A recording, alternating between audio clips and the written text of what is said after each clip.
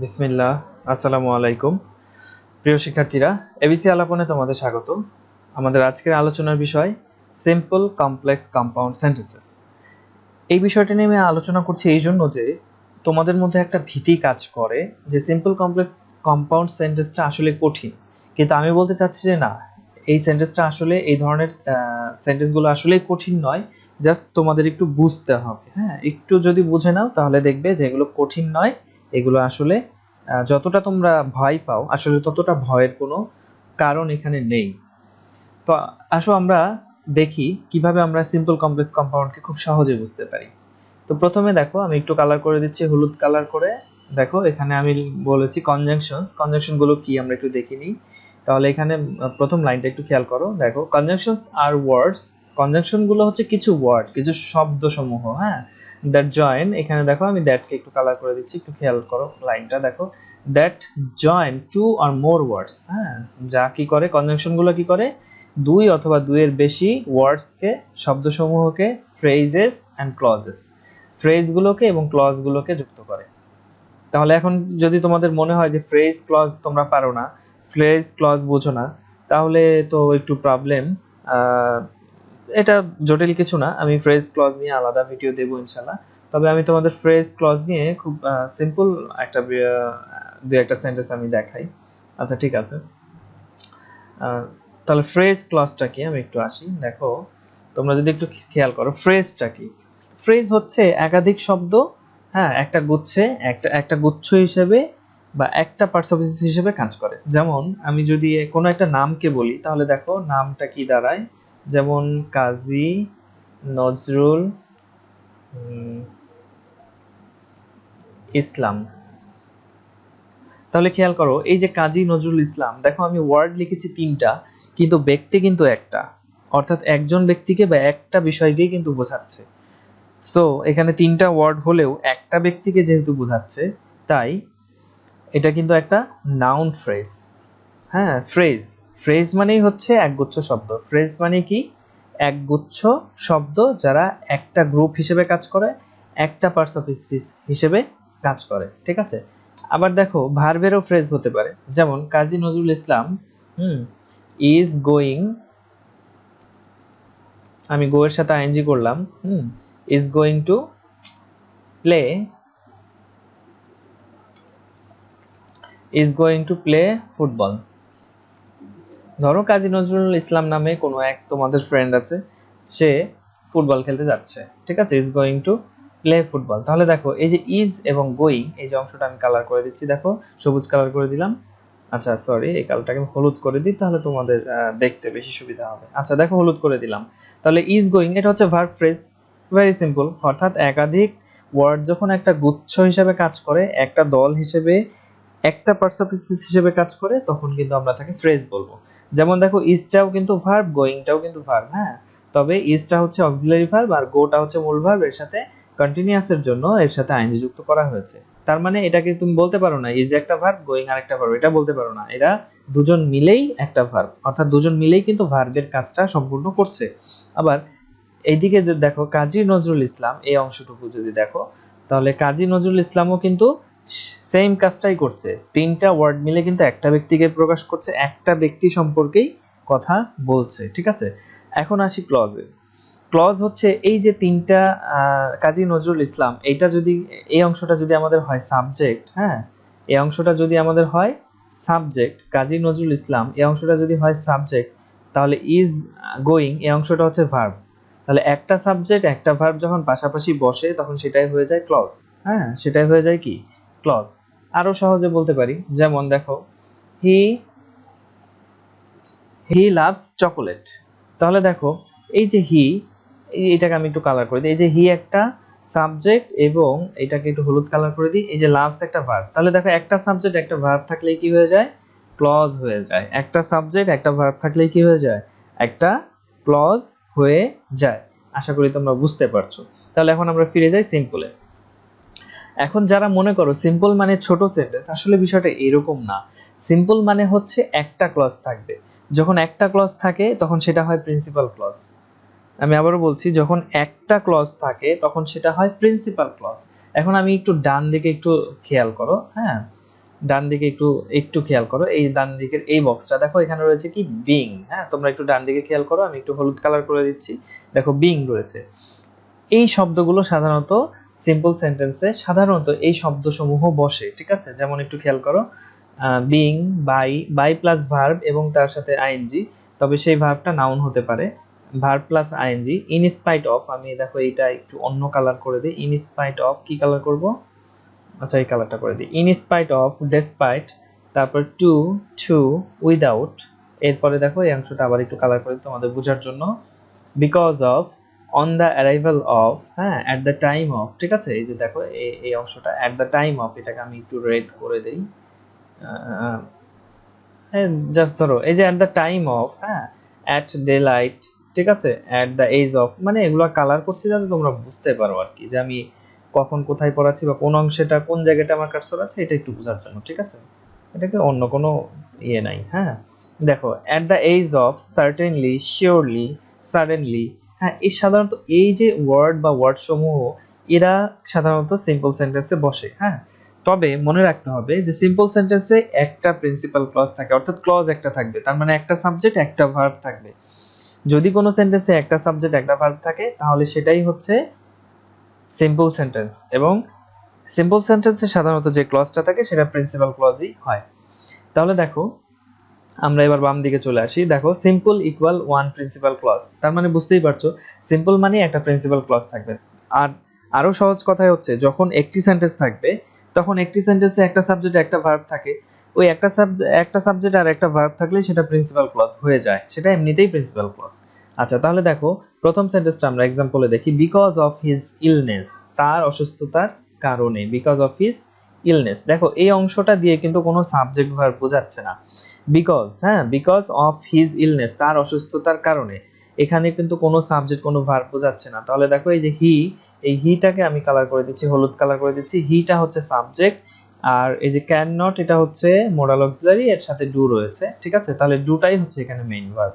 হ্যাঁ, একটু খেয়াল করো, ডুটা হচ্ছে এখানে মেইন ভার্ব। আমি তাহলে কি কালার করে দিই, একটু অন্য কালার করে দিই। আচ্ছা ঠিক আছে, একটু নিচে আন্ডারলাইন করব, আচ্ছা আন্ডারলাইনও করে দিই, ঠিক আছে, দেখো একটু আন্ডারলাইনও করে দিয়েছি। দেখো হি cannot do this বা can't do this because of his illness, তার অসুস্থতার কারণে he can't do this। তাহলে দেখো মূল বিষয়টা একটু বোঝার চেষ্টা করো, এখানে হি একটা সাবজেক্ট এবং ক্যান যেহেতু মোডাল অক্সিলারি বা সাহায্যকারী ভার্ব হিসেবে বসেছে, তাহলে মূল ভার্বটা হচ্ছে কিন্তু ডু। তাহলে একটা সাবজেক্ট আর এই দুইটা মিলেই কিন্তু ভার্ব ফ্রেজ, আমি যেহেতু বলেছি যে ফ্রেজ হিসেবেও বসতে পারে। তাহলে আর সাবজেক্টের ক্ষেত্রে শুধু একটা নাউন থাকতে পারে, শুধু একটা প্রোনাউন থাকতে পারে, অথবা নাউন ফ্রেজ থাকতে পারে। যেমন হি একটা শুধু প্রোনাউন, ঠিক আছে? তো সেক্ষেত্রে নাউনও থাকতে পারে, আবার নাউন ফ্রেজও থাকতে পারে, ঠিক আছে? ভার্বের ক্ষেত্রেও তাই, একটা সিঙ্গেল ভার্ব থাকতে পারে অথবা তার সাথে সাহায্যকারী ভার্ব থাকতে পারে, অর্থাৎ সিঙ্গেল একটা ভার্বও হতে পারে, ভার্ব ফ্রেজও হতে পারে। আবার নাউনের ক্ষেত্রেও তাই, হ্যাঁ, শুধু একটা নাউন অথবা শুধু একটা প্রোনাউন অথবা নাউন ফ্রেজও হতে পারে। কিন্তু নাউন ফ্রেজ হলেও আমরা একটা পার্টস অফ স্পিচ হিসেবে ধরবো, শুধু নাউন বা শুধু প্রোনাউন হলেও আমরা একটা পার্টস অফ স্পিচ হিসেবেই ধরবো, ঠিক আছে? তাহলে হি হচ্ছে একটা সাবজেক্ট আর ক্যান নট ডু বা ক্যান ডু হচ্ছে একটা ভার্ব, তাহলে এটা একটা ক্লজ। কিন্তু বিকজ অফ হিজ ইলনেস, শুরুতে দেখো আমি লাল কালার দিয়ে করেছি, বিকজ অফ হিজ ইলনেস এই অংশ দিয়ে কিন্তু কোনো সাবজেক্ট বা ভার্ব পাশাপাশি বোঝায় না, সাবজেক্ট বা ভার্ব বসছে না, ঠিক আছে? আচ্ছা, এর পরেরটা দেখো, পরেরটা বলা হচ্ছে বাই ওয়ার্কিং হার্ড, তাহলে দেখো বলা হচ্ছে কঠোর পরিশ্রম করে, তার অর্থটা কিন্তু ঠিকই থাকবে, অর্থের কিন্তু কোনো সমস্যা হবে না। বাই ওয়ার্কিং হার্ড, কঠোর পরিশ্রম করে, শি ক্যান বিকাম সাকসেস, সে কি হতে পারে, সফল হতে পারে, হ্যাঁ, সে সফল হতে পারে। তাহলে দেখো এই যে শি রয়েছে এখানে, এই শিটাই কিন্তু হচ্ছে আমাদের সাবজেক্ট, হ্যাঁ, এই শিটাই হচ্ছে আমাদের সাবজেক্ট, আর এই যে ক্যান, ক্যান বিকাম, এই অংশটাই হচ্ছে আমাদের ভার্ব, ঠিক আছে?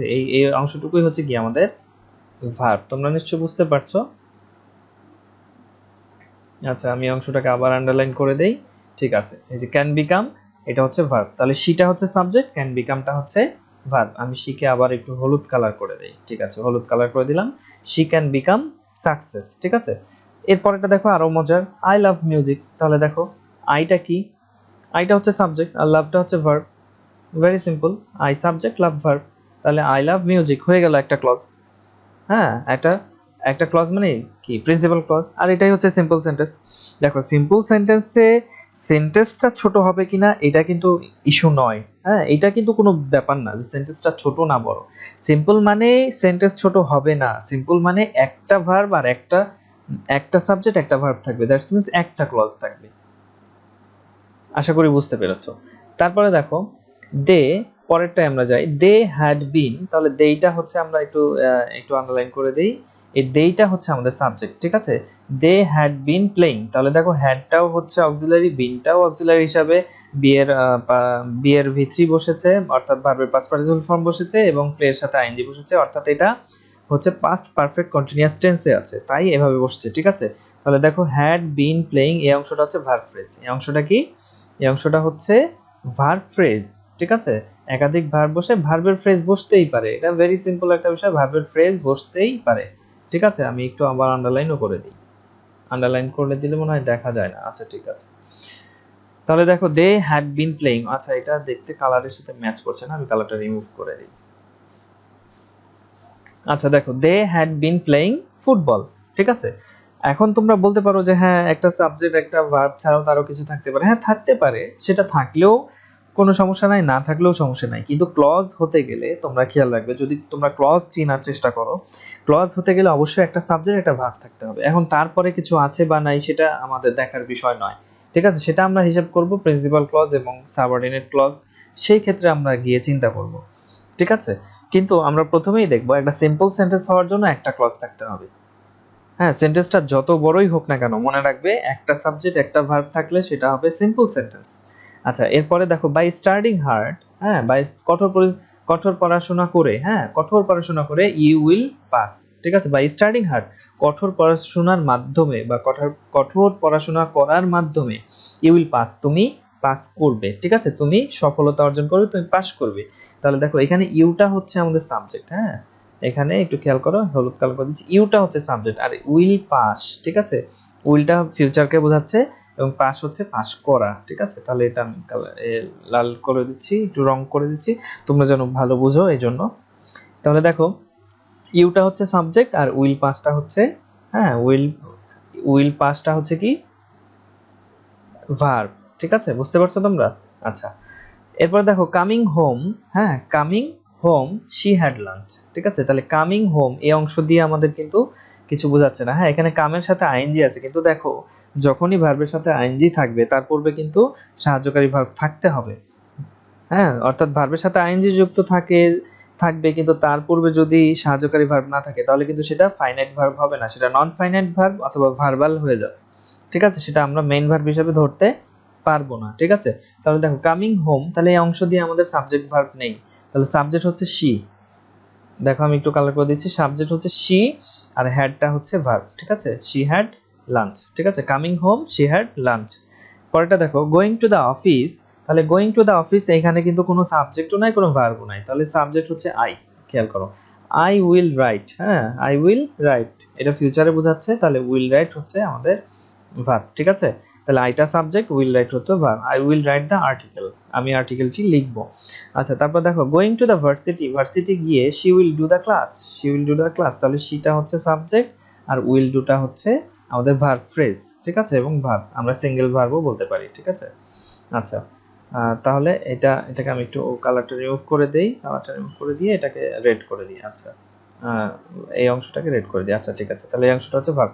তাহলে আশা করি তোমরা বুঝতে পেরেছো, সিম্পলটা বুঝতে পেরেছো, হ্যাঁ এটা যেহেতু আমাদের পার্ট 1, তো পার্ট 1-এ আমরা জাস্ট একটু পরিচিতি নিয়ে কথা বলছি, তো আমরা সিম্পলটা বুঝলাম যে সিম্পল সেন্টেন্সে কি থাকবে, সিম্পল সেন্টেন্সে একটা প্রিন্সিপাল ক্লজ থাকবে, আর একটা প্রিন্সিপাল ক্লজ মানেই হচ্ছে একটা সাবজেক্ট এবং একটা ভার্ব, আর যখন একটা ক্লজ একাই থাকে তখন সে প্রিন্সিপাল ক্লজই হয়। একটা ক্লজ যখন একাই থাকে, অর্থাৎ একটা সেন্টেন্সে যখন একটা সাবজেক্ট এবং একটা ভার্ব থাকে তখন একটা ক্লজ হয়, আর যখন একটা ক্লজ থাকে তখন সেটা সবসময় প্রিন্সিপাল ক্লজই হয়, ঠিক আছে। তার ক্লজ মানে কি বুঝলাম, ক্লজ মানে বুঝলাম একটা সাবজেক্ট এবং একটা ভার্ব, তোমরা নিশ্চয়ই বুঝতে পেরেছো। এবার আসো কমপ্লেক্স সেন্টেন্সে, কমপ্লেক্স সেন্টেন্সটা কি সেটা আমাদের বুঝতে হবে। তো আমরা প্রথমে ডান দিকে দেখে নিই, একটু খেয়াল করো, আমি ডান দিকে একটু কালার করে দিচ্ছি, দেখো আফটার দিয়ে শুরু, দেখো আফটার, অলদো, অ্যাজ ইফ, ঠিক আছে, অ্যাজ ইফ, তারপর দেখো এই যে অ্যাজ লং অ্যাজ, এই যে অংশগুলো একটু খেয়াল করবে, আমি একটু অন্য কালার, কি কালার করা যায়, যেটা ভালো দেখা যায়। কি কালার করা যায়? আচ্ছা, এটা না ভালো দেখা যাচ্ছে না, আমি আরেকটা অন্য কালার করে দিই, গ্রিন করে দিই। হ্যাঁ, গ্রিন মোটামুটি দেখা যাচ্ছে, কিন্তু রেডটাই বেশি দেখা যাচ্ছে। আচ্ছা ঠিক আছে, তাহলে রেড করে দিই। রেড কালারটাই বেশি দেখা যাচ্ছে, বা এই কালারটাও ভালো দেখা যাচ্ছে। আচ্ছা দেখো, as long as much as, ঠিক আছে, অ্যাজ সুন অ্যাজ দো, এগুলো আমরা এ বি সি ডি একটু সাজানোর চেষ্টা করেছি। যেমন বি দিয়ে দেখো because, before, by the time. হ্যাঁ, বিকজ তোমরা বলতে পারো সিম্পলে ছিল সেটা বিষয় না, বিষয় হলো ক্লজ হতে হবে। হ্যাঁ, দুইটা ক্লজ থাকতে হবে বা ক্লজ নিয়ে সম্পর্ক। আচ্ছা, because, before, by the time. এরপরে ই দিয়ে দেখো ইভেন ইফ, ইভেন দো। তারপরে দেখো আই দিয়ে if, in order that, in case. হ্যাঁ, এল দিয়ে দেখো লিস্ট আছে। ও দিয়ে দেখো অনস, অনলি ইফ। তারপরে পি দিয়ে প্রোভাইডেড দ্যাট। এস দিয়ে সিন্স, সো দ্যাট। টি দিয়ে দেন, দ্যাট। হ্যাঁ, তারপর দো, টিল। ইউ দিয়ে আনলেস, আনটিল। হ্যাঁ, ওয়েন, ডাব্লিউ দিয়ে ওয়েন ইভার। হ্যাঁ, ওয়ার। ঠিক আছে, এই অংশগুলো মানে আমি যে এখানে আছি বা এখানে পড়াচ্ছি এটা বোঝানোর জন্য কালার করছি। আচ্ছা, ওয়ার ইভার, হোয়াইল, হু। ঠিক আছে, এইগুলো তাহলে একটু খেয়াল রাখতে হবে। তোমরা নোট নিতে পারো অবশ্যই খাতা কলম নিয়ে, যে এই কনজাংশন গুলো দিয়ে সাধারণত কমপ্লেক্স সেন্টেন্স গঠিত হয়। ঠিক আছে, এই কনজাংশন গুলো ব্যবহার হয়, এই কনজাংশন গুলো ব্যবহার হলে সেই সেন্টেন্সটা কমপ্লেক্স হতে পারে। এখন কমপ্লেক্সের আমরা এবার চলে আসি। দেখো বাম বাম পাশে দেখো, আমি একটু এটাকে একটু হলুদ করে দেই। কমপ্লেক্স, আমরা এখন কমপ্লেক্স নিয়ে আলোচনা করছি। দেখো, তো কমপ্লেক্সের ব্যাপারটা হচ্ছে যে সেখানে দুইটা ক্লজ থাকবে, একটা হচ্ছে সাবঅর্ডিনেটিং ক্লজ থাকবে, আর একটা হচ্ছে প্রিন্সিপাল ক্লজ থাকবে। হ্যাঁ, তো প্রথমে বলা হচ্ছে সাবঅর্ডিনেটিং কনজাংশন। দেখো, কমপ্লেক্স ইকুয়াল মানে সমান সমান, কমপ্লেক্স সমান সমান কি হতে পারে? Subordinating conjunction. অর্থাৎ দেখো তোমরা ডান দিকে যে কনজাংশন গুলো দেখলে এগুলোকে বলা হচ্ছে সাবঅর্ডিনেটিং কনজাংশন। হ্যাঁ, তোমরা একটু লিস্টটা নোট নিতে পারো যে এই কনজাংশন গুলো হচ্ছে সাবঅর্ডিনেটিং কনজাংশন। হ্যাঁ, এরা থাকলেই এই কনজাংশন গুলো দিয়ে বা এদেরকে ব্যবহার করে সাধারণত কমপ্লেক্স সেন্টেন্স গঠিত হয়। তাহলে দেখো, সাবঅর্ডিনেটিং কনজাংশন থাকবে একটা, প্লাস ওয়ান প্রিন্সিপাল ক্লজ থাকবে, প্লাস ওয়ান, হ্যাঁ, ওয়ান সাবঅর্ডিনেট ক্লজ থাকবে। আচ্ছা, এবার আসি আমরা সাবঅর্ডিনেট ক্লজটা কি। তাহলে সাবঅর্ডিনেট ক্লজটা হচ্ছে যে ক্লজটা নিজে নিজে অর্থ প্রকাশ করতে পারে না, প্রিন্সিপাল ক্লজের সাহায্য নিয়ে অর্থ প্রকাশ করে, তাকে সাবঅর্ডিনেট ক্লজ বলে। আর তোমরা তো ক্লজ বুঝে গেছো, ক্লজটা কি? ক্লজ মানে হচ্ছে একটা সাবজেক্ট একটা ভার্ব থাকবে, তখন সেটা ক্লজ হবে। আচ্ছা, তাহলে আমরা দেখি, দো হি ওয়াজ উইক, যদিও সে অসুস্থ ছিল, হি প্লেড দ্য পায়ানো। আচ্ছা, তোমরা এখন একটু প্রথম অংশটা চিন্তা করো। দেখো, প্রথমে কিন্তু এই যে দেখো ডান দিকে দেখো সাবঅর্ডিনেটিং কনজাংশনের মধ্যে থেকে এখানে দো এসছে, তোমরা এটা একটু মার্ক করো। দেখো এখানে দো এসছে, ঠিক আছে। আর এই অংশটা খেয়াল করো, দো হি ওয়াজ উইক। তাহলে দেখো, হি হচ্ছে একটা, আমি একটু হলুদ কালার করে দিচ্ছি। দেখো, হি হচ্ছে একটা সাবজেক্ট, আর ওয়াজ হচ্ছে একটা ভার্ব। হি ওয়াজ, সে ছিল। হ্যাঁ, সে ছিল। হি ওয়াজ, সে ছিল। উইক, সে ছিল দুর্বল। আর দো মানে হচ্ছে যদিও, তাহলে বলা হচ্ছে যদিও সে ছিল দুর্বল, হি প্লেড দ্য পায়ানো। হ্যাঁ, সে আবার দেখো, আবার হি আরেকটা সাবজেক্ট, একটু খেয়াল করো তোমরা এটা, হি আবার একটা সাবজেক্ট, প্লেড হচ্ছে আবার একটা ভার্ব। ঠিক আছে, তাহলে এখানেও দেখো একটা ওয়াজ, একটা কি ছিল, ভার্ব ছিল। ঠিক আছে, আর দোটা হচ্ছে তোমার কনজাংশন, এটা তো বুঝতেই পারছো। তাহলে দেখো, দো হি ওয়াজ উইক, তাহলে প্রথম অংশটা তুমি একটু বাদ দাও। দেখো, দো হি ওয়াজ উইক, এই অংশটা মনে করো আমরা বাদ দিলাম, তাহলে পরের অংশটা কি থাকে? He played the piano. এখন তুমি প্রথম অংশ বাদ দিলেও পরের অংশ কিন্তু তার অর্থ প্রকাশ করতে পারে। হি প্লেড দ্য পায়ানো, সে পায়ানো বাজিয়েছে। হ্যাঁ, অর্থ কিন্তু হয়ে যায়, সেন্টেন্সটা কিন্তু তার অর্থ প্রকাশ করতে পারে। কিন্তু শেষের অংশটা তুমি বাদ দাও, শুধু প্রথম অংশটা রাখো, কমার প্রথম অংশটা, সেটা হচ্ছে দো হি ওয়াজ উইক, যদিও সে দুর্বল ছিল। তাহলে তারপরে কি? তার মানে কিন্তু এখানে একটা আকাঙ্ক্ষা, আসক্তি বা একটা অপূর্ণতা কিন্তু রয়ে যায়। ঠিক আছে, যে যদিও যদিও সে ছিল অসুস্থ, তাহলে কি? তার মানে একটা প্রশ্নবোধক চিহ্ন চলে আসে, অর্থাৎ সেন্টেন্সটা কিন্তু কমপ্লিট না, ইনকমপ্লিট থেকে যায়। তাহলে সেন্টেন্সটা ইনকমপ্লিট থেকে গেলে সেই সেখানে যদি আবার একটা ক্লজ থাকে, তাহলে সেই ক্লজটা হবে সাবঅর্ডিনেট ক্লজ। আমি খুব সহজে বোঝানোর চেষ্টা করছি, ঠিক আছে? সাবঅর্ডিনেট ক্লজ, ঠিক আছে, অর্থাৎ যে ক্লজটা একা একা অর্থ প্রকাশ করতে পারে না। ঠিক আছে, আবার অন্যদিকে ডান পাশের, অর্থাৎ কমার ডান পাশের অংশটা দেখো, হি প্লেড দ্য পায়ানো। হ্যাঁ, তুমি বামের অংশটা বাদ দিলেও কিন্তু সে অর্থ প্রকাশ করতে পারে। হি প্লেড দ্য পায়ানো, সে পায়ানো বাজিয়েছে। Okay fine, sentence complete. কিন্তু তুমি বামের অংশটা দেখো, দো হি ওয়াজ উইক, যদিও সে অসুস্থ ছিল বা দুর্বল ছিল, তাহলে কি? তাহলে একটা প্রশ্ন কিন্তু চলে আসে, তাহলে কি? তাহলে এই যে ডান পাশের যে অংশটা, ডান পাশের একটা সাবজেক্ট একটা ভার্ব আছে, হি প্লেড, হি হচ্ছে সাবজেক্ট আর প্লেটা হচ্ছে ভার্ব। তাহলে একটা সাবজেক্ট একটা ভার্বের কারণে এখানে একটা ক্লজ হচ্ছে, আর এই ক্লজটা একা একা অর্থ প্রকাশ করতে পারছে, তাহলে সে হচ্ছে প্রিন্সিপাল ক্লজ। আর যে ক্লজটা একা একা অর্থ প্রকাশ করতে পারে না সে হচ্ছে সাবঅর্ডিনেট ক্লজ। আশা করি তোমরা বুঝতে পেরেছো। তাহলে আমরা আসো পরেরটাই দেখি, হোয়েন। পরেরটা দেখি, হোয়েন ইউ ওয়েন্ট, যখন তুমি গিয়েছো, আই স ইউ। হ্যাঁ, যখন, হোয়েন ইউ ওয়েন্ট, ঠিক আছে, যখন তুমি গিয়েছো, আই স ইউ, আমি তোমাকে দেখেছি। ঠিক আছে, তাহলে দেখো এখানে হোয়েন ডাব্লিউএস ওয়ার্ড দিয়ে শুরু হচ্ছে, ঠিক আছে, হোয়েন দিয়ে শুরু করছে, আর হচ্ছে ইউ হচ্ছে, দেখো ইউ হচ্ছে একটা সাবজেক্ট আর ওয়েনটা হচ্ছে ভার্ব, ঠিক আছে, ভার্বের ভি2 অর্থাৎ ভার্বের পাস্ট ফর্ম। তারপর দেখো আবার একটা সাবজেক্ট আই, হ্যাঁ, তারপর আবার হচ্ছে সটা হচ্ছে আবার একটা ভার্ব, ঠিক আছে। তাহলে দেখো এখানে দুইটা ক্লজ আছে, কিন্তু প্রথম ক্লজটা হচ্ছে সাবঅর্ডিনেট ক্লজ এবং দ্বিতীয় ক্লজটা হচ্ছে প্রিন্সিপাল ক্লজ, ঠিক আছে।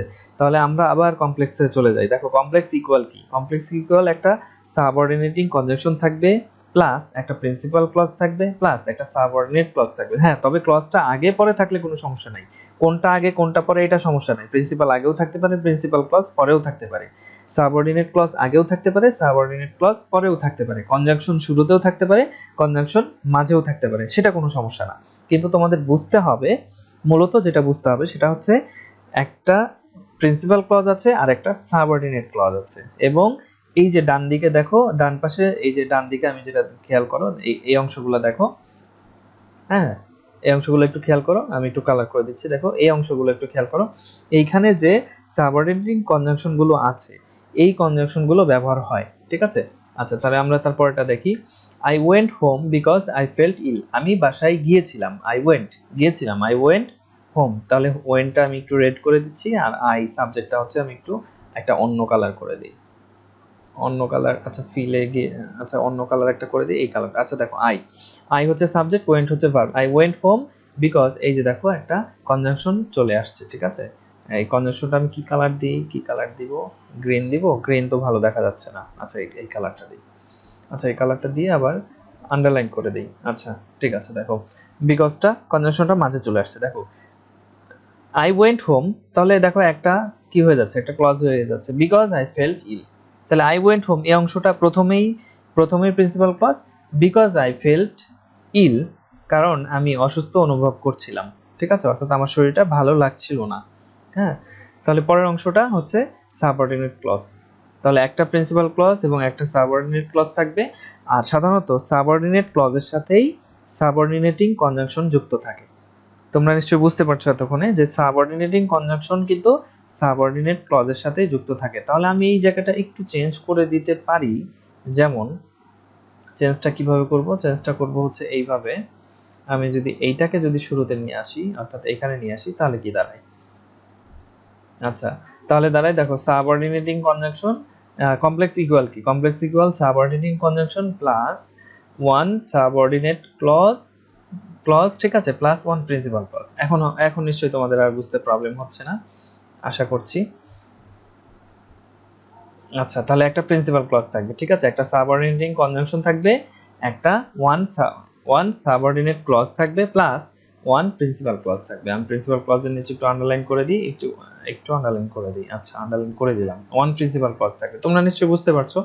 আচ্ছা, তাহলে আমরা 4 নম্বরের সেন্টেন্সে চলে যাই। উদাহরণে দেখো, ইফ ইউ স্টাডি ওয়েল, যদি তুমি ভালো পড়াশোনা করো, ইউ উইল পাস, তাহলে তুমি পাস করবে, তাহলে তুমি পাস করবে। তাহলে দেখো ইফ যুক্ত আছে, তার মানে কি এই অংশটা কি সাবঅর্ডিনেট ক্লজ, এই অংশটা হচ্ছে কি সাবঅর্ডিনেট ক্লজ।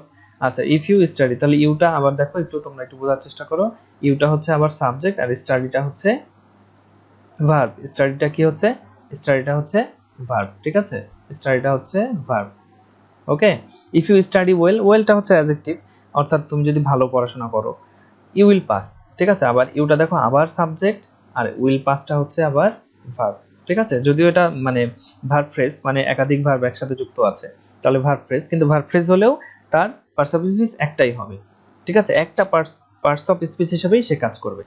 আচ্ছা, এরপরে দেখো বলা হচ্ছে অ্যাজ দিয়ে শুরু হচ্ছে, দেখো তার মানে কি শুরুতেই একটা সাবঅর্ডিনেটিং কনজাংশন, ঠিক আছে।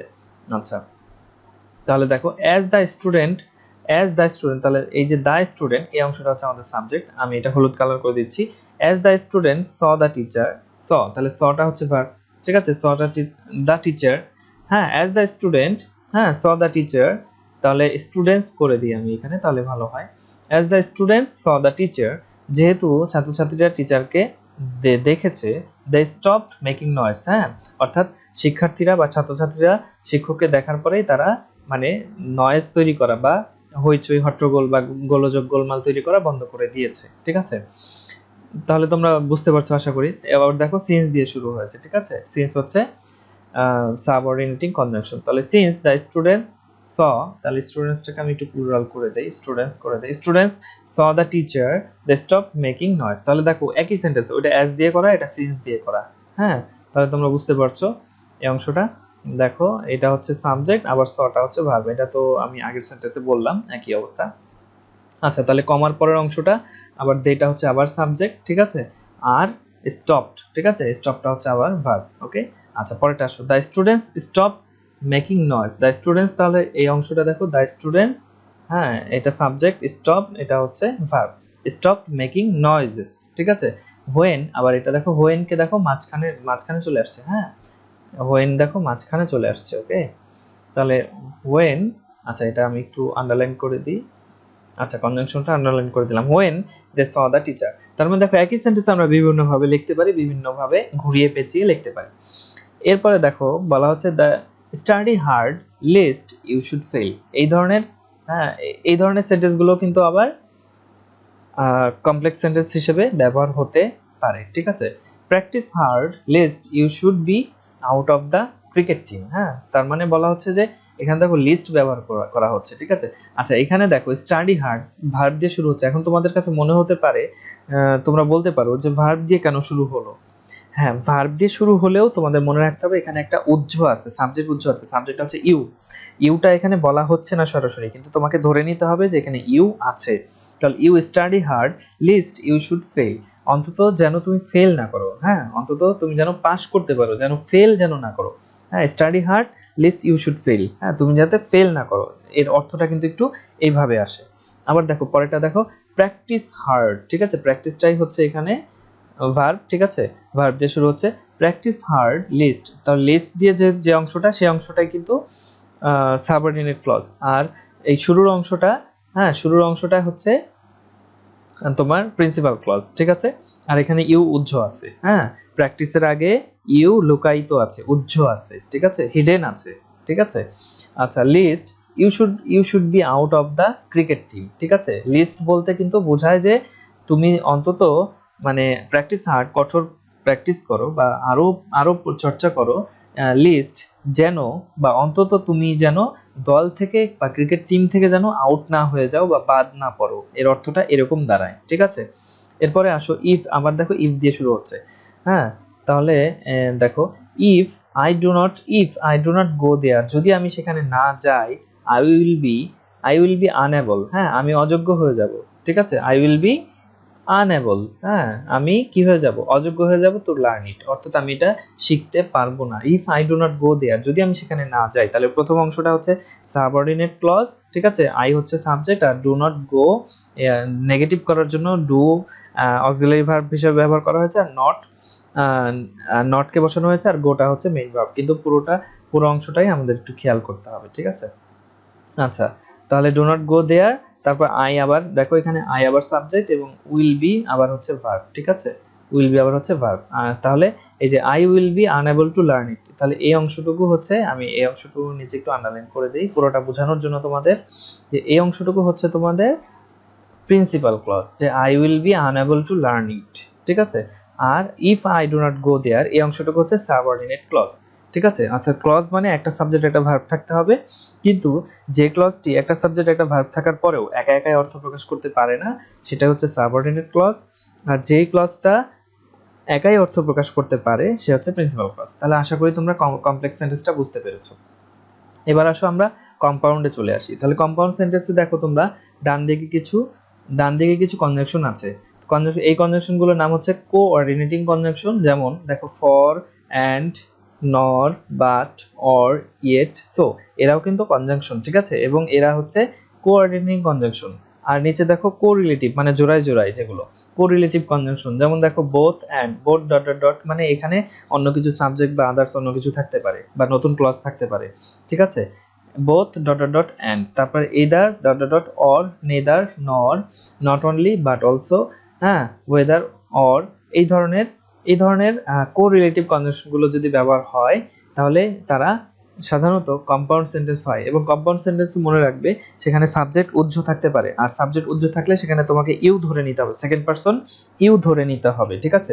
ইউটা হচ্ছে প্রোনাউন এবং সেটা হচ্ছে সেকেন্ড পারসন, ঠিক আছে। তবে সেটা সবসময় প্লুরাল, ঠিক আছে, সেকেন্ড পারসন, হ্যাঁ, এবং সেটা প্লুরাল ধরে নিতে হবে, ঠিক আছে, প্রোনাউনের প্লুরাল ফর্ম ধরে নিতে হবে, ঠিক আছে। আচ্ছা, তাহলে দেখো আমরা আবারও দেখি কম্পাউন্ড ইকুয়াল কি। তাহলে বাম দিকে দেখো, আমরা ডান দিকে তো এই যে এগুলো দেখলাম, একটু রেড কালার করে দিলাম, আর এগুলোকে একটা অন্য কালার করে দেই একটু তোমাদের বোঝানোর জন্য, জাস্ট তোমরা দেখতে পাচ্ছ কিনা সেটার জন্য আমি একটু বারবার চিন্তা করছি। আচ্ছা দেখো, কম্পাউন্ড সেন্টেন্স দেখো, ওয়ান প্রিন্সিপাল ক্লজ প্লাস, অর্থাৎ একটা প্রিন্সিপাল ক্লজ থাকবে, তার সাথে দেখো কোঅর্ডিনেটিং কনজাংশন অথবা কোরিলেটিভ কনজাংশন, অর্থাৎ তোমরা ডান দিকের বক্সে যেগুলো দেখতে পাচ্ছ, কোঅর্ডিনেটিং কনজাংশন অথবা কোরিলেটিভ কনজাংশন।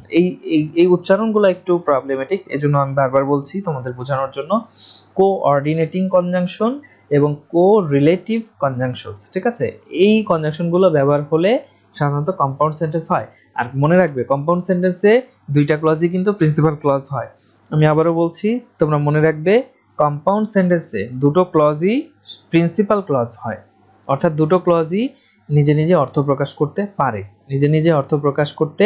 পারে, দুটো ক্লজই অর্থ প্রকাশ করতে পারে, কারণ এদের সাথে যে কনজাংশনগুলো আছে এদেরকে আসলে ক্লজের অংশ হিসেবে ধরা হয় না, এই জন্য তারা অর্থ প্রকাশ করতে পারে, ঠিক আছে। কিন্তু সাবঅর্ডিনেটিং কনজাংশনগুলোকে ক্লজের অংশ হিসেবে ধরা হয়, ঠিক আছে।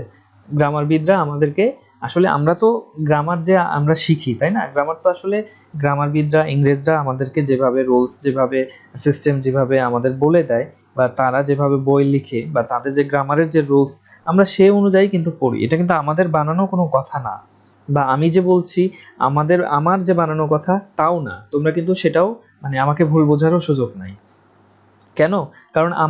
কারণ আমি বা আমরা যেটা বলি সেটা কিন্তু ওই ইংরেজরা, ইংরেজদের যে বিজ্ঞ জ্ঞানী ব্যক্তিরা, গ্রামারবিদরা, ওনারা যেভাবে বলে বা যেভাবে রুলসটা তৈরি করেছে, আমরা কিন্তু সেভাবেই শিখেছি, আর সেভাবে তোমাদেরকেও শেখানোর চেষ্টা করছি, আমিও চেষ্টা করছি সেভাবেই শেখানোর।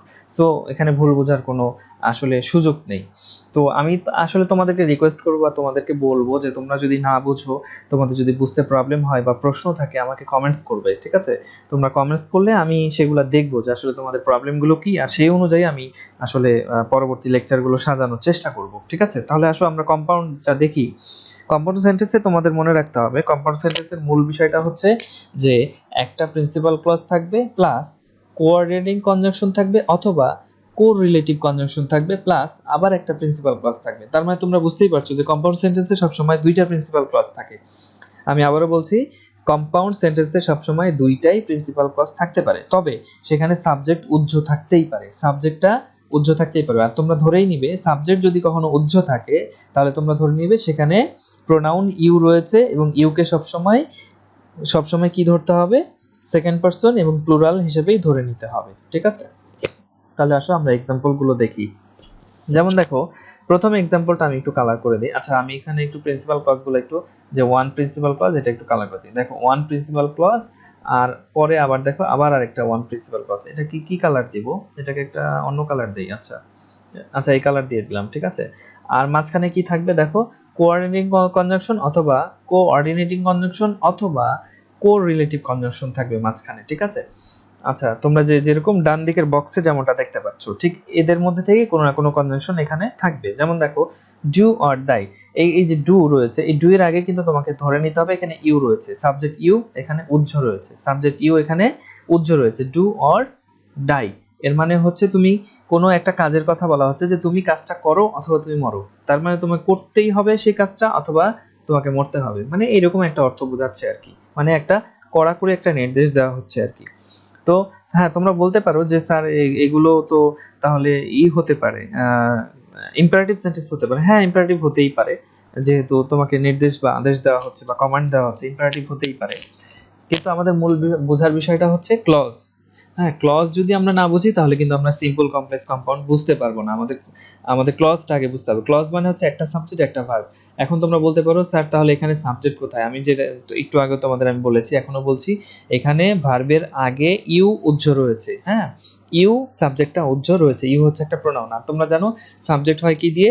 একটা নাউন অথবা একটা প্রোনাউন অথবা একটা নাউন ফ্রেজ।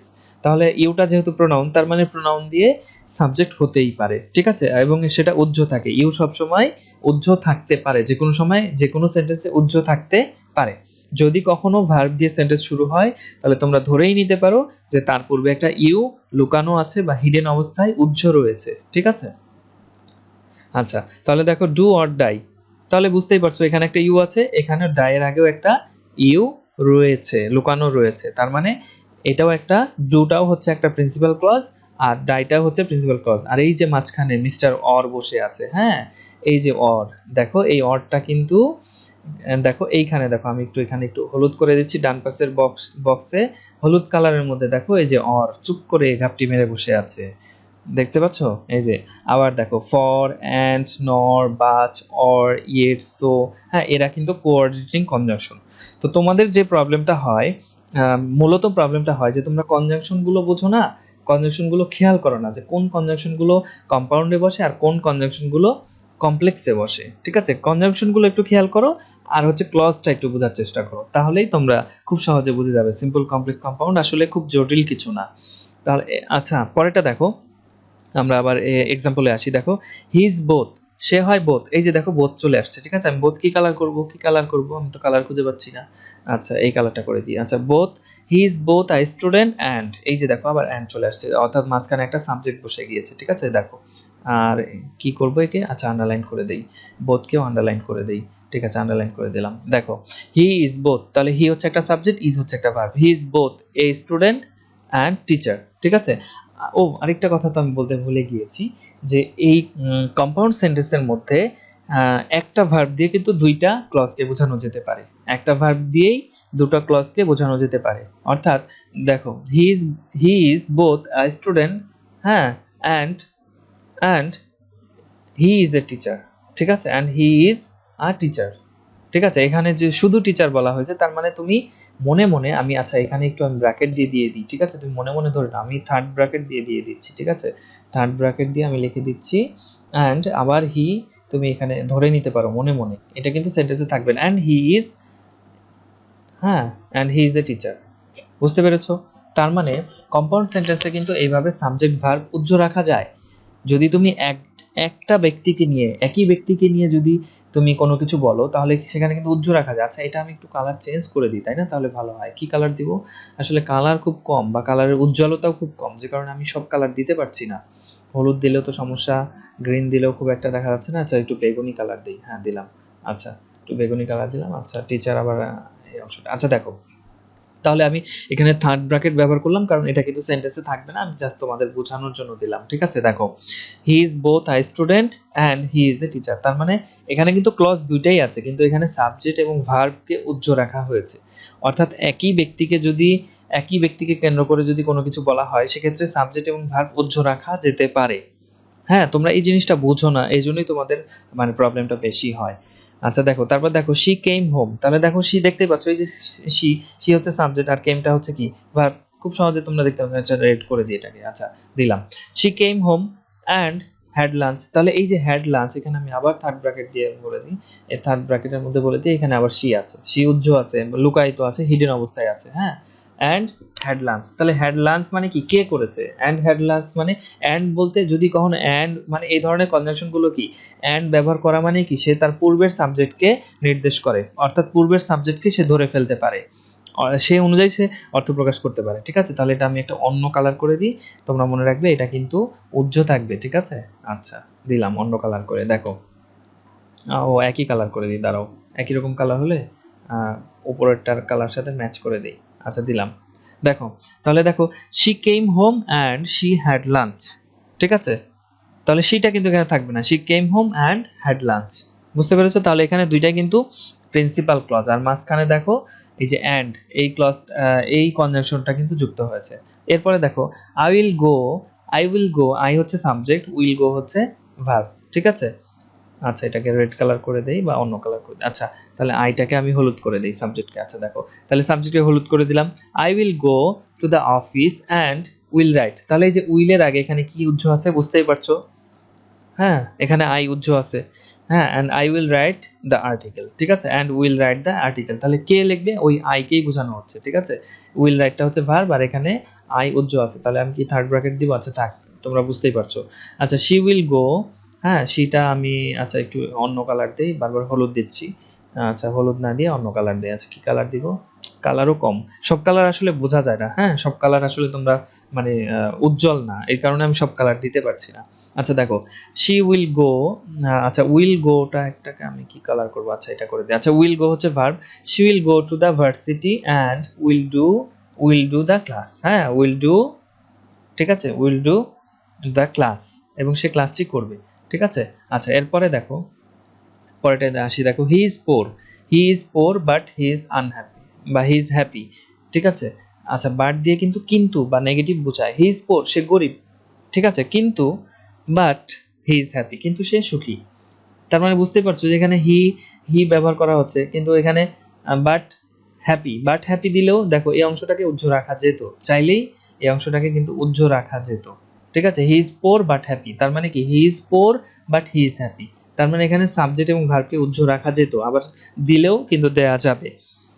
হ্যাঁ এই বিষয়টা যদি তোমরা একটু বুঝে নাও তাহলেই দেখবা সিম্পল কমপ্লেক্স কম্পাউন্ড আর তোমাদের কাছে কঠিন লাগবে না। এরপরে দেখো শি ইজ ইল, সে হয় অসুস্থ। ইয়েটটা কিন্তু আমরা যদিও বলি কনজাংশন, কিন্তু ইয়েট কিন্তু আবার অ্যাডভার্ব হিসেবেও হয়, ঠিক আছে। ইয়েটকে কিন্তু তোমরা অ্যাডভার্বও ধরে নিতে পারো, ঠিক আছে। তো অ্যাডভার্ব যদি ধরে নাও তাহলে কি দাঁড়ায়, বা কনজাংশন হিসেবেই ধরো, এখন যেহেতু আমরা কনজাংশন দিয়েই বলছি, তাহলে শি ইজ ইল সে হয় অসুস্থ। ইয়েট মানে তবুও বা এখনো বা তারপরেও, হ্যাঁ হ্যাঁ অথচ বা এখনো এরকম বোঝায়, ঠিক আছে। হ্যাঁ শি ওয়ার্কড ভেরি হার্ড, ঠিক আছে, সে অসুস্থ তবুও, হ্যাঁ অথচ শি ওয়ার্কড ভেরি হার্ড, সে কাজ করেছে, ভেরি হার্ড কঠোর, ঠিক আছে। অথবা আমরা এখানে এটাকে প্রেজেন্টেও রাখতে পারি। তাহলে আমরা দেখো ইডি না দিয়ে এই, আচ্ছা এই অংশটাকে আমি একটু কালার করে দিই। কি কালার করব? রেড এর ভিতরে দিব। আচ্ছা দিলাম, রেড এর ভিতরে দিলাম। এখানে আমি একটা অবলিক দেই, অবলিক দিয়ে আমি ওয়ার্কস এস দিয়ে দিই, ঠিক আছে। তার মানে এখানে এসও দেওয়া যেতে পারে, ওয়ার্কড অথবা ওয়ার্কস, ঠিক আছে, ওয়ার্কড ভেরি হার্ড। আচ্ছা আমি এক কাজ করি, নাহলে এটাকে আমি ডাইরেক্ট এই অংশটাকে বাদ দিয়েই দিই। আচ্ছা বাদ দিয়ে আমি ওয়ার্কস কি করে দিই, she works very hard. She is she is ill সে হয় অসুস্থ, হ্যাঁ yet she works very hard কিন্তু এখনো সে কঠোর পরিশ্রম করে, ঠিক আছে। আচ্ছা তারপরেটা আসো, দ্য ক্লাস ওয়াজ লেন্দি। এই যে আমি তোমাদের ক্লাসটা নিচ্ছি, এই ক্লাসটাই লেন্দি হয়ে যাচ্ছে, আমি তাড়াতাড়ি শেষ করার চেষ্টা করছি। The class was lengthy, the class হচ্ছে সাবজেক্ট, ঠিক আছে, এখানে দ্য ক্লাস হচ্ছে সাবজেক্ট আর ওয়াজ লেন্দি, হ্যাঁ ওয়াজ হচ্ছে ভার্ব, ঠিক আছে। ওয়াজটা হচ্ছে কি, আচ্ছা কি কালার করবো, আসলে কালার সংকট আমি বারবার করছি, তোমরা বিরক্ত হচ্ছ কিনা আমি বুঝতে পারছি না। আচ্ছা দেখো the class was lengthy but it was enjoyable. হ্যাঁ ক্লাসটা যদিও লম্বা ছিল কিন্তু এটা এনজয়েবল, এটা মজার, এটা শেখার মতো ছিল। হ্যাঁ বাট ইট ওয়াজ এনজয়েবল। দেখো আমি যেটা আবারও বলছি যে কম্পাউন্ড সেন্টেন্সে কিন্তু দুইটা ক্লজ, দুইটাই কিন্তু প্রিন্সিপাল ক্লজ হয়, দুইটা ক্লজে কিন্তু প্রিন্সিপাল ক্লজ হয়। আচ্ছা এরপরে আসো লেট মি গো দেয়ার। হ্যাঁ দেখো এখানে লেট ভার্ব দিয়ে শুরু হচ্ছে, তার আগে আমি বারবার বলেছি যে তোমাকে ধরে নিতে হবে ইউ আছে, ইউ লেট মি গো দেয়ার, তুমি আমাকে সেখানে যেতে দাও। অথবা আদারওয়াইজ নয়তোবা, হ্যাঁ অথবা নয়তোবা I will be unable to learn it, অথবা হ্যাঁ নয়তোবা আই উইল বি আনএবল, হ্যাঁ আমি হয়ে যাব অযোগ্য। আনএবল মানে কি, এখানে আনএবলটাকে আমি একটু হাইলাইট করি, আনএবল মানে হচ্ছে অযোগ্য, ঠিক আছে। আনএবল টু লার্ন ইট এটা শিখতে, লার্ন মানে শেখা, টু লার্ন মানে শিখতে, এটি শিখতে অযোগ্য হয়ে যাব বা এটি শিখতে পারবো না, ঠিক আছে। Study hard or you will fail, তার মানে এখানে স্টাডির পূর্বে কি রয়েছে, ইউ রয়েছে, স্টাডি হার্ড কঠোর পরিশ্রম করো, অর্থাৎ নয়তো, অর মানে তোমরা জানো অথবা, আবার অরের আরেকটা সব অর্থ হচ্ছে নয়তো ইউ উইল ফেল তুমি ফেল করবে, ঠিক আছে। আবার দেখো ওয়ার্ডটাকে আমি একটু কালার করে দিই। আচ্ছা এরপরে আসো প্র্যাকটিস হার্ড অর্থাৎ প্রচুর চর্চা করো, পরিশ্রম করো বা অনুশীলন করো। আদারওয়াইজ অন্যথায়, আদারওয়াইজ মানে কি, নয়তো বা অন্যথায় দুটাই বোঝায়। Otherwise you will be out of the cricket team, হ্যাঁ অথবা তুমি ক্রিকেট টিম থেকে বাদ পড়বে। তো আমি আসলে খুব সংক্ষেপে তোমাদের সিম্পল কমপ্লেক্স কম্পাউন্ডটা বোঝানোর চেষ্টা করছিলাম। তোমরা আরেকবার একটু ওভারভিউটা দেখো। ওভারভিউটা আমি দেখি, এখানে খেয়াল করো যে সিম্পল সেন্টেন্সে একটাই প্রিন্সিপাল ক্লজ থাকে, অর্থাৎ একটা সাবজেক্ট একটা ভার্ব থাকে। তোমরা মনে রাখবে একটা সাবজেক্ট একটা ভার্ব ছাড়া বাকি যত বড়ই হোক, যে সকল অংশগুলোই থাক সেগুলো কিন্তু সেন্টেন্সের কোনো পরিবর্তন করবে না। অর্থাৎ সে সিম্পল মানে যে ছোট হবে বিষয়টা এরকম না, সিম্পল মানে হচ্ছে একটা সাবজেক্ট একটা ভার্ব থাকবে। হ্যাঁ, তাহলে সিম্পলে এই ধরনের ডান দিকের বক্সে খেয়াল করো, এই ধরনের মানে এই যে বক্সটা খেয়াল করো, এই ধরনের শব্দ বা শব্দগুচ্ছ থাকতে পারে। যেমন একটা শব্দ যদি থাকে সার্টেনলি, শিওরলি, সাডেনলি, অথবা একাধিক শব্দ যদি থাকে অ্যাট দ্য এজ অফ, হ্যাঁ, at the daylight of, অথবা at the time of, on the arrival of, because of, to, without, in spite of, despite, এই ধরনের ওয়ার্ডগুলো থাকতেই পারে। আর কমপ্লেক্সে কি থাকে দেখো, সাবঅর্ডিনেটিং কনজাংশনগুলো থাকে, যেমন আফটার, অলদো, ঠিক আছে। তারপর দেখো ইভেন, ইফ, হ্যাঁ, though, lest, so that, until, till, হ্যাঁ, হু, ঠিক আছে, হোয়েন এভার, এই ধরনের টিল, আনটিল, এই ধরনের কনজাংশনগুলো থাকে, ঠিক আছে। এবং সেখানে একটা সাবঅর্ডিনেট ক্লজ থাকে, একটা প্রিন্সিপাল ক্লজ থাকে। আর আবার কম্পাউন্ডে দেখো, কম্পাউন্ডে এই ডান দিকের বক্সে দেখো এই ধরনের কনজাংশনগুলো থাকে, এবং এখানে দুটোই প্রিন্সিপাল ক্লজ থাকে, দুটো ক্লজই প্রিন্সিপাল থাকে, এবং এখানে সাবজেক্ট উজ্জ্ব থাকতে পারে, আবার কোনো কোনো ক্ষেত্রে সাবজেক্ট ভার্বও উজ্জ্ব থাকতে পারে। যদি একই ব্যক্তিকে বোঝায় সেক্ষেত্রে সাবজেক্ট বা ভার্ব দুটোই উজ্জ্ব থাকতে পারে। তো শর্টকাটে আসলে বলতে গিয়ে তারপরেও মোটামুটি অনেক লম্বা হয়ে গেল। তো এই ছিল আজকের আলোচনায়। তোমাদের সকলের সুস্বাস্থ্য এবং দীর্ঘায়ু কামনা করে শেষ করছি এখানে। আল্লাহ হাফেজ, ভালো থাকবে সবাই।